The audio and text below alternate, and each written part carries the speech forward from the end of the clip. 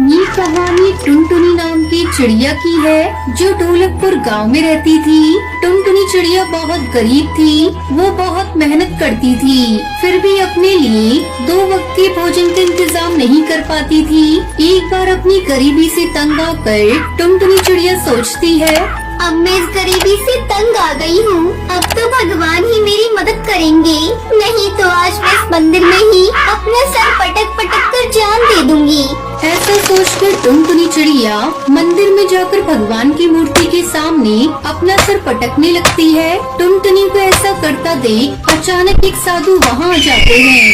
अरे बेटा, तुम्हारे जीवन में ऐसा क्या दुख है कि तुम ईश्वर के सामने अपना सर पटक रही हो? अगर तुम्हें कोई कष्ट है तो मुझे बताओ, मैं तुम्हारी हर संभव मदद करने का प्रयास करूँगा। साधु की बात सुनकर टुनटुनी चिड़िया साधु को अपनी गरीबी और लाचारी के बारे में बताने लगती है।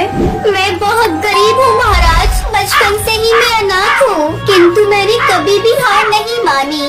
दिन भर मेहनत करने के बाद भी मुझे 2 वक्त का भोजन नसीब नहीं होता। अब मैं इस जीवन से तंग आ गई हूँ। अब या तो ईश्वर मुझे गरीबी से मुक्ति दिलाए या फिर मुझे अपने पास बुला ले।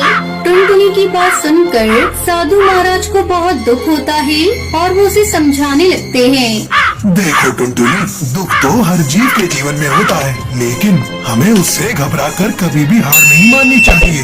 बेटी, हिम्मत रख। यूं परिस्थितियों से घबराकर तुम्हें अपनी जान देने के बारे में नहीं सोचना चाहिए। अब मैं और नहीं कर सकती साधु महाराज, मेरी हिम्मत जवाब दे चुकी है। साधु महाराज के बार बार समझाने पर भी टुनटुनी उनकी बात नहीं समझती है। अंत में साधु महाराज टुनटुनी से कहते हैं, देखो टुनटुनी, इस संसार में बिना श्रम के कुछ भी नहीं मिलता है। तुम्हारी समस्या का समाधान तो मेरे पास है, किंतु उसके लिए भी तुम्हें मेहनत तो करनी ही पड़ेगी। मैं श्रम करने के लिए तैयार हूँ महाराज, बस आप मेरी समस्या का समाधान बताएं। टुनटुनी, ये मिट्टी का कटोरा है, इसे कोई साधारण कटोरा मत समझना। अब तुम बस सबसे बड़े दान की तलाश करो, उसके स्पर्श से तुम्हारा ये कटोरा सोने के कटोरे में बदल जाएगा और उसी पल तुम्हारी गरीबी और भुखमरी समाप्त होकर तुम्हारे जीवन में सुख और अमीरी आ जाएगी। क्या आप सच कह रहे हैं महाराज? अगर ऐसा है तो मैं आज इस महादानी पक्षी की तलाश में निकल जाती हूँ। अवश्य मुझे कोई न कोई दानवीर पक्षी मिल ही जाएगा। ये तो बड़ा सरल सा कार्य है। महाराज से मिट्टी का कटोरा लेकर टुनटुनी किसी दानी पक्षी की तलाश में निकल जाती है। मंदिर में मैंने बहुत से पूजा पाठ और दान पुण्य करने वाले पशु पक्षियों को देखा है। अवश्य ही मुझे वहाँ कोई दानी मिल जाएगा, जिससे मेरा कटोरा सोने के कटोरे में बदल जाएगा। ऐसा सोचकर टुनटुनी मंदिर की सीढ़ियों में जाकर बैठ जाती है। शाम ढलने को होती है, तभी उसे एक कबूतर दिखाई पड़ता है जो अपने साथ लाया हुआ भोजन गरीब पक्षियों को बांट रहा था।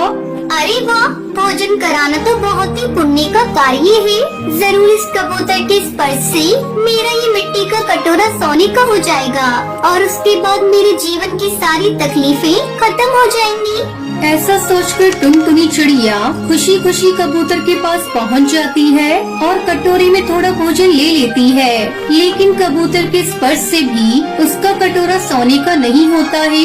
ऐसा कैसे हो सकता है? क्या भूखे को भोजन कराना दान नहीं है? ये तो सबसे बड़ा दान होता है। टुनटुनी ऐसा सोच ही रही होती है कि तभी पास ही में 2 तोते की बात करने की आवाज उसके कानों में पड़ती है। अरे भाई, भगवान भला करे इस कबूतर का, आज तो ये दिल खोलकर सबको दान कर रहा है। अरे भाई, किसी गलतफहमी में मत रहना, ये कोई दान वान नहीं कर रहा है। ये तो अपने बेटे के जन्मदिन में बचा हुआ भोजन यहाँ बांट रहा है, ताकि इसे उस भोजन को फेंकना न पड़े। हाँ भला, ये कोई दान हुआ? अनुपयोगी वस्तु का दान भी भला कोई दान होता है? दोनों तोतों की बात सुनकर टुनटुनी को अपने कटोरे का रंग न बदलने का कारण समझ आ जाता है। हो सकता है शायद इसलिए मेरी कटोरी का रंग नहीं बदला है। मंदिर से निकलकर टुनटुनी अब किसी और दानी की खोज में निकल जाती है। काफी दूर तक उड़ने के बाद उसे कड़कनाथ सेठ का घर दिखाई पड़ता है, जहाँ पर काफी भीड़ लगी हुई थी। टुनटुनी भी वही पेड़ पर जाकर बैठ जाती है। लगता है आज सेठ कोई बहुत बड़ा दान पुण्य कर रहे हैं, तभी तो घर के बाहर इतनी भीड़ जमा हो गई है। टुनटुनी भी अपना कटोरा लेकर लाइन में लग जाती है। बाकी गरीब पक्षियों के साथ साथ टुनटुनी को भी सेठ कौआ कपड़े और भोजन दे देते हैं। अरे इतने बड़े दाने सेठ कौवे के छूने से भी मेरी कटोरी का रंग नहीं बदला। इस तरह तो मैं कभी सबसे बड़े दाने को ढूंढ ही नहीं पाऊंगी। तभी एक बुलबुल का बच्चा पेड़ पे उसे बैठे देख उसके पास आ जाती है। अरे चिड़िया, इतनी हैरानी से क्या देख रही हो? ये सेब तो हर वर्ष अपने जन्मोत्सव पर ऐसे ही रुपए, भोजन और वस्त्र दान करता है, लेकिन ये गरीब लोग जानते हैं कि दान तो बस एक ढोंग मात्र है। आज ये दान करेगा और कल ही अपने खजाने के नुकसान की भरपाई करने के लिए अपने उधार दिए हुए पैसों पर दोगुना कर लगाने की घोषणा कर देगा। बुलबुल की बात सुनकर टुनटुनी चिड़िया को बहुत दुख पहुंचता है और वो अपना कटोरा लेकर फिर से किसी दाने की तलाश में निकल जाती है। टुनटुनी चिड़िया को भटकते हुए कई सप्ताह बीत जाते हैं, किंतु उसे कोई भी ऐसा दानवीर नहीं मिलता जिसके छूने से कटोरी का रंग बदल सकता। अंत में वो थक कर वापस उसी साधु के पास मंदिर में लौट आती है। महाराज, मैं तो थक गई। आपके कहे अनुसार मैंने जंगल, शहर, धनी पक्षी हर स्थान पर तलाश किया, किंतु मुझे ऐसा कोई पक्षी नहीं मिला जिसके छूने से मेरा कटोरा सुनहरा हो सकता। अब तो आप ही मुझे उपाय बताएं। टुनटुनी चिड़िया की बात सुनकर साधु मुस्कुराने लगते हैं और मिट्टी का कटोरा टुनटुनी से ले लेते हैं। कुछ देर बाद एक गरीब फटे हाल में बुढ़िया कबूतरी वहाँ आती है। महाराज, मैं आपकी बहुत बड़ी भक्त हूँ। आपके विचारों से मुझे जीवन जीने की नई दिशा मिली है, किंतु मुझ गरीब बुढ़िया के पास आपको अर्पित करने के लिए कुछ भी नहीं है। कई दिनों के बाद मुझे आज की रोटी मिली है। मेरी सच्ची श्रद्धा को स्वीकार कीजिए महाराज। बस हो सके तो ये सूखी रोटी की भेंट स्वीकार कर लीजिए। इतना कहकर जैसे ही वो अपनी रोटी को मिट्टी के कटोरे में डालती है, उसके छूने से वो कटोरा सोने में बदल जाता है। बुढ़िया कबूतरी के वहाँ से जाते ही साधु महाराज उस रोटी को उठाकर मस्तक से लगाकर खा लेते हैं। महाराज, इतने सारे दानवीरों के छूने से ये कटोरा सोने का नहीं बना, सिर्फ ये सूखी रोटी और गरीब के छूने से ये कटोरा सुनहरा हो गया। आखिर इसका भेद क्या है? कृपया आप मुझे बताएं। देखो टुनटुनी, जितने भी दानवीर अपनी श्रद्धा के अनुरूप कम या ज्यादा दान करके गए, इस दान के पीछे उन सभी का स्वार्थ ही था। किसी ने अपना बच्चा कुचा खाना दान दिया तो किसी ने अपने फायदे के लिए कपड़े, किंतु वास्तव में सबसे बड़ा दान वही है जो निस्वार्थ भाव से बिना अपना फायदा सोचे किया जाए। उस बुढ़िया कबूतरी के पास एक ही रोटी थी। वो चाहती तो पहले अपना पेट भर सकती थी, किंतु उसने अपने बारे में न सोचकर ये रोटी मुझे दान कर दी। इसलिए मेरे लिए उसका दान ही महादान है। कोई भी दान उसकी कीमत से बड़ा नहीं होता, बल्कि उसे किस भावना से दिया गया उससे वो बड़ा या छोटा होता है। आपने मेरी आंखें खोल दी महाराज। आप तो महाज्ञानी हैं। अब मैं भी स्वयं से ऊपर उठकर सबके भले के बारे में सोचूंगी। अब इस सोने की कटोरी की मुझे जरूरत नहीं, मुझे अपने जीवन को सुनहरा बनाना है। आपका बहुत बहुत धन्यवाद। इतना कहकर टुनटुनी चिड़िया वहाँ से जाने लगती है।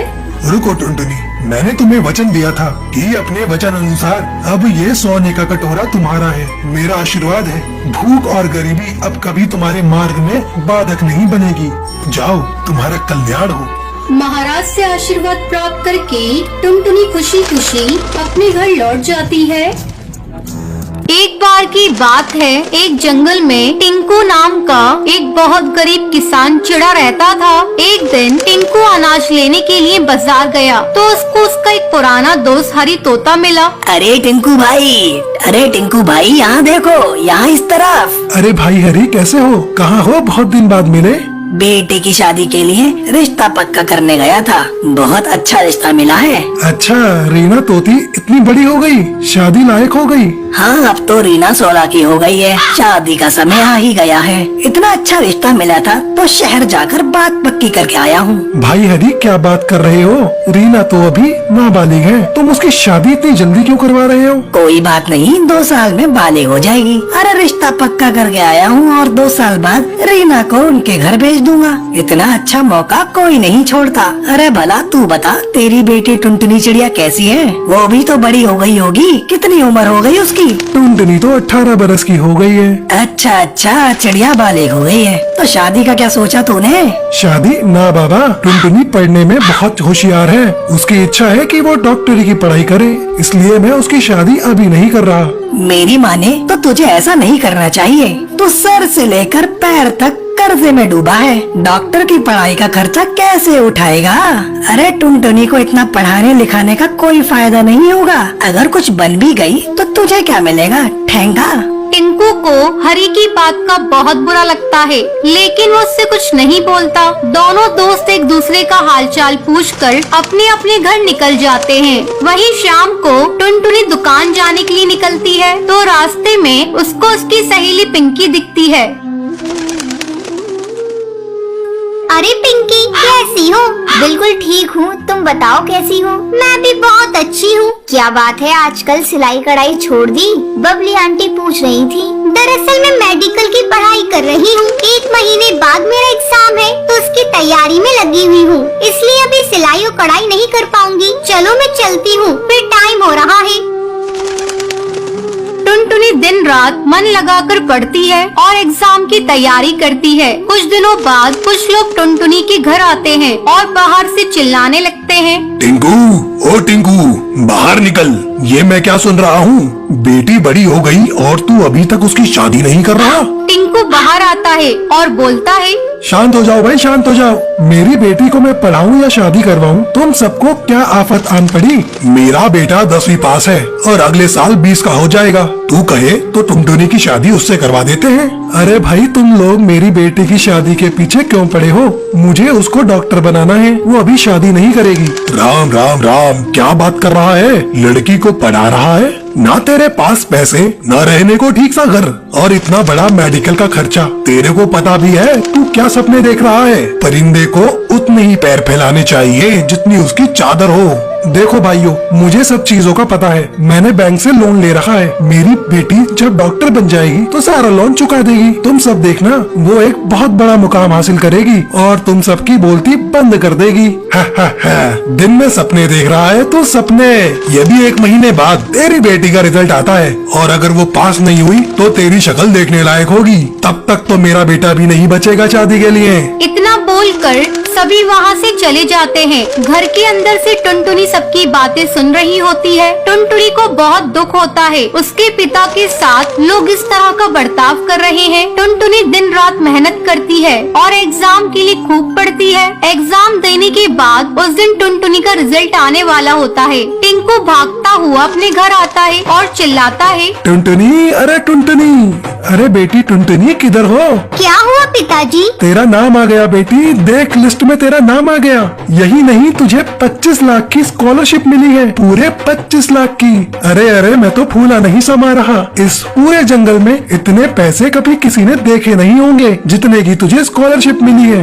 टुनटुनी बहुत खुश होती है और टिंकू भी टुनटुनी की कामयाबी देखकर बहुत खुश होता है। टुनटुनी पढ़ाई करने के लिए शहर चली जाती है। जंगल के पक्षी तब भी टुनटुनी के बारे में बातें बनाते हैं और टिंकू को कोसते रहते हैं। क्यों टिंकू, तूने तो अपनी लड़की बेच दी, शर्म नहीं आती? लड़की है, ऊपर से घर में नहीं रहती, पता नहीं शहर में क्या कर रही होगी। टिंकू सभी की बातें सुन लेता है क्योंकि उसे मालूम होता है जब टुनटुनी लौट कर आएगी तो सबकी बोलती बंद हो जाएगी। टुनटुनी जंगल वापस लौट कर आती है। उसे जंगल वाले देखते हैं तो हैरान रह जाते हैं। टुनटुनी को छोड़ने करीबन 4-5 पक्षी की टीम आई होती है। टुनटुनी हवाई मोटर से उतरती है और सभी जंगल वाले उसे घूरते रहते हैं। अपनी बेटी की ठाट बाट देखकर टिंकू का सीना चौड़ा हो जाता है और सर गर्व से ऊंचा हो जाता है। टुनटुनी साबित कर देती है अगर मन लगाकर कुछ ठान लिया जाए तो सब कुछ हासिल हो सकता है। तो ये थी आज की कहानी। क्या आपको पता है टूनी चिड़िया की मौत कैसे हुई थी? अगर आपको पता है तो आप हमें कमेंट करके जरूर बताएं।